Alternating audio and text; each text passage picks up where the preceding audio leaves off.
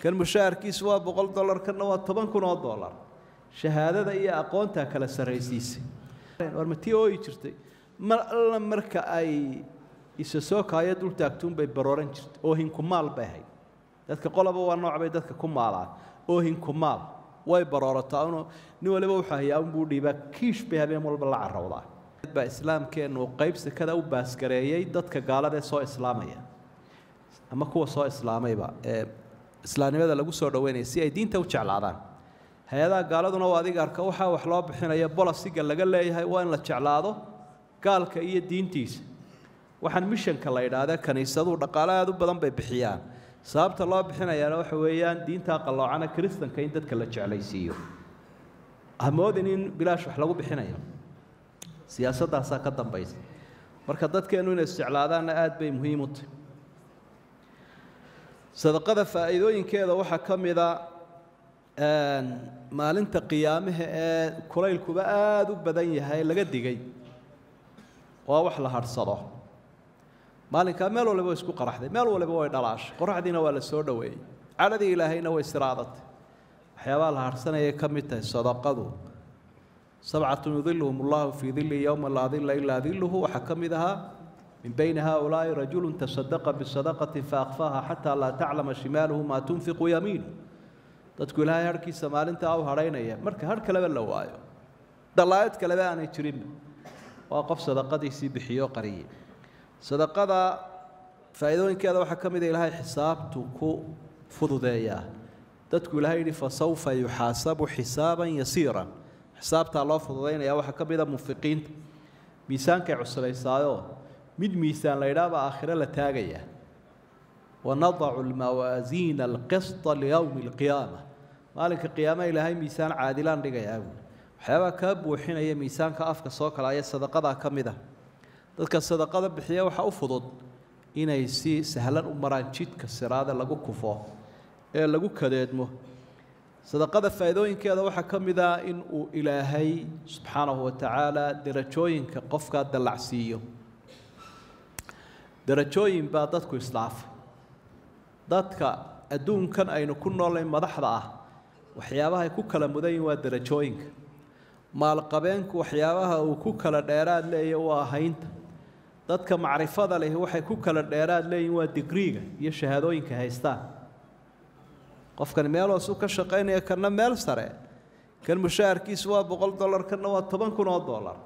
shahaadada iyo aqoonta kala sareysiisay qofka uu ka wax bixin badan yahay uu ka darajo sareeya ilaahay baa quraanka ku cadeeyay لا يستوي منكم من أنفق من قبل الفتح وقاتل أولئك أعظم درجة من الذين أنفقوا من بعد وقاتلوا وكلا وعد الله الحسنى مس النبي لهاي المال انت كالله باهنا أصحاب تدتكي وحبحيني اجهادي يكوي برقي دنب اما كل حريي يونا سوكا كعاية سو إسلام جهادي وحبحيي درجة ذو مس النبي لهاي marka ku xisaabtano hadaa darajo sare doonaysa ilaahay agtiisa dadkiisa waxsi qodobka labada qodob markaynu ka soo gudubno qodobka saddexaad waxa weeyaan waa mustaxiqiinta sadaqada yaa la siinaya ilaa hadiya jeer amaladu way kala fadli badan wadiga arkay markuu qofku meel maal gashanayo ama shaqaysanaya wuxuu dhaw wararta halkee ugu faa'iido badan marka wuxuu la tashadaa businessmanka ama khubarada dhaqaalaha halkeeba si degdeg ah waxayga ay ugu soo noqonayaan faa'iidadooda ay ugu badantay gacan shirkad heblaayo ama mashruuca noocaas hadaad geliso sanadkii bay ku soo noqonaysaa faa'iidadaad gelisay lacagtaadii si dhaqsaad u helaysa marka sadaqada meelaha ugu fadli badan lagu bixinayo ayay kuwani kamid yihiin sharcigeenu noo jideeyay ka waxa ka alqaraaba inaad sadaqada bixiso oo aad siiso sokeeyaha Soomaalidu way ka mahmahana waxay dhahaan waxa la yiri sadaqa bixiyo sokeeyaha si sokeeyo waa dadka lagu halaynayo ee ka agdhow ee ehelkaaga ah hatta ubadkaaga iyo ooridaada taadsiinaysana waa sadaqo sidoo nabigu saxiixa ku cadeeyay xadiidka saxiixa hatta ma tajcalu fi imra'atika sadaqa waxaad ooridaada afkeeda gelinaysid ku biilinaysana waa sadaqo qaanabaada ooridiiyo ubadkuye ku wareerinaya ku jahawareerinaya niyada ha iska xumayn adigoo iyo hoyfayo haaraamayo huruufaya ha ku tuurin waadna wareerisay bal naga aamuso intaa qaata ilaahay sadaqan u niyooday waajib weeye waajibka maxaa ka fadli badan waajibku wuu ka fadli badan yahay sunnaha nabigu calayhi salaatu wasalaam isagoo taa ka hadlaya wuxuu ihi alsadaqatu cala almiskiini sadaqa وعلى ذي القرابة صلة وصدقة على معنى الحديث قفوا هدو بالشدة وحسية باها وصدقة هي مساكين هدو لكن ضدك قرابة دي سأسيو صدقة نويت هاي قرابة حريرين نويت الله بضا يذبوي ولا بقى أجريه استسارة مركا صدقة ضدك قرابة على السنة يمدينوا واجب مدينوا سنة dadka ay waajib tahay waxa weeye dadka adiga lagugu hadlaynaya masruufkooda marka la soo ururiyana waa saddex kooxood waa ubadkaaga wa in nazalu haba sii fogaadeen iyo waalidkaaga wa in calow haba sareeyeen iyo ooridaada intaasaa lagugu hadlaynaya intaa wixii ka soo hadhay sakadii waad siin kartaa waayo masruufkooda waajib kuguba ahaa waa sadaqadii sunnaha ahayd walaalihii eedooyinkii habaryarihii saasuu wad iyagana waxaa la siinayaa waa sunne marka labadaba waxa weeye waa tii qaraabada la siinaya ugu fadli badnayd waxaana u daliila rasuulku sala allahu calayhi wasalam markii abu dalxa uhi beertayda bayruxa la yidhaahdaa baan bixiyey kol hadduu ilaahay yidhi wax bixiya nebigu waxau ihi kaa guddoomay laakiin qaraabadaasii marka dadkii tolka ahaa buu u qaybiyey beertii u jarjaray baloodhadeedii iyo dhirteedii waxaa ka mid a dadka fuqarada ah qoloba qoladay ka sii faqiirsan tahay ay ka sii baahi badan tahay dadka la yidhaha cirkana wuu huwadaa dhulkana wuu gogladaa waa dad looga markhaati kacay inay aada u duruufaysan yihiin lagana yaabo inay iskaba xishoonayaan oo aanay waxba weydiisanayn markaa dadkaa baahida badan waa in la siiyaa qur-aanku lilfuqaraa ayuu soo celceliyaa meelo dhowra suuratu lbaqara suuratu lxashr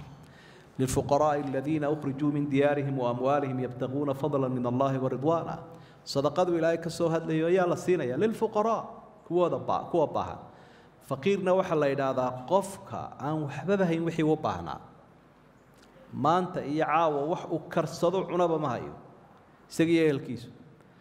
ama waa qof wixii uu u baahnaa percentage yar ka haya nisbo yar 20% hadduu u baahan yahay 20,000 5 buu hayaa 15 way ka maqan yihiin marka dadkaasaa la siinayaa oo lala raadinayaa waxaa laga yaabaa qaar aad moodayso inay iska ladan yihiin inay fuqaro yihiin oo dharka cadaysteen sida kuwa ilaahay uu yaxsabuhumul jaahilu aghniyaa min at-ta'affuf qofka arrinkooda xogtooda aan haynin maalqabeen buu moodayaa waana dhowrsooyin dharkana way cadaysteen waana iska cadaydeenoo way iska soo dhaashadeen waxna ma hayo qaar kaloo dharka soo uskagaystayna iyaguna oo qaar bara jeexjeexan soo labistayna kiishad weyn bay leeyihiin beri dhexdeera waxaa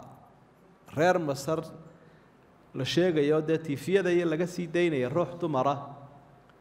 oo dawarsan jirtay markay dhimatayna waxay ka mid noqotay milyaneerada dadka ugu lacag badan wadankay noqotay account-kayga ay qarinayso baa la eegay wax laga yaabaaba ka soo baxayba dee 10 sano bay rasaynaysi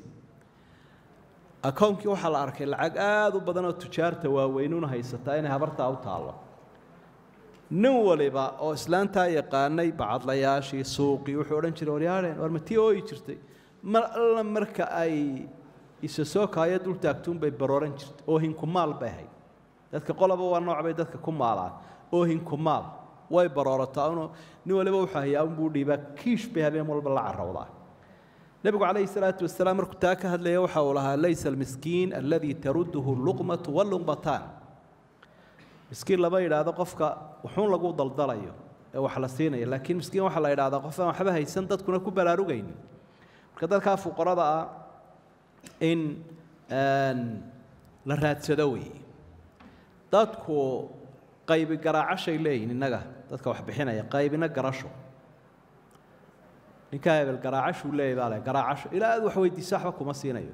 kaa miskiinkan xaduuraya wax weydiisanaya wuu ka soo daadinaya laakiin dadkii iyagu aan waxba garaacanaynin dadka weydiisanayn waxay u baahan yihiin garasho soo ma in loo gartaabay u baahan yihiin oo aad raadisad tira warkaas waxbuu waa muxtarif bitasawuli wuxuu ku shaqaystaa su'aashiisu ku shaqaystaa inta wastaadka iyo nijaarka isaga ka lacag badane hebel iyo reer hebel baa aan dadkana waxba weydiisan dabna shidanina inoo doona noocaasa ilays lagu raadinaya nabigu markaa wuxuu leeyahay kaa dawarsada u shaqaystaa ee raadiya kuwa aan waxba haysanin dadkana waxba weydiisanayn marka masaakiintaas waa muhiim quraankuna saas uu qiimeeyaa falaqtaxama alcaqaba وما أدراك ما العقبة فك رقبة أو إدعام في يوم ذي مسغبة يتيما ذا مقربة أو مسكينا ذا متربة تذكروا ترين يا قرآن قف ذباهن قف كلا عيد وصاحبه دول دعي متكلا أجانا بالقرابة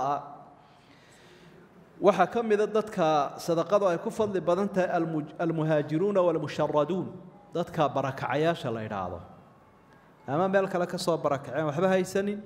أما دلك اللحدي سبك بركة بالمقالة ذا نرجعونه كوري أفرتي هذا كوري قحونتي هذا ضدك كسر نقضي قلا ولا بحافظ ده ماشي وبدنت بقحونتي كسي سمايس ده ويكسي حريراني يجونا مركز أبول اليريرا هذا بدن بابول ولا بوح كنا الطبنقف أو وحي عنانا ويسكيري هاي ضد كان عندي ورسنين حتى حمام من آن لهاي مركز ضد كايس يجعد بمهم تاي قرآن كنا وحكوا أماني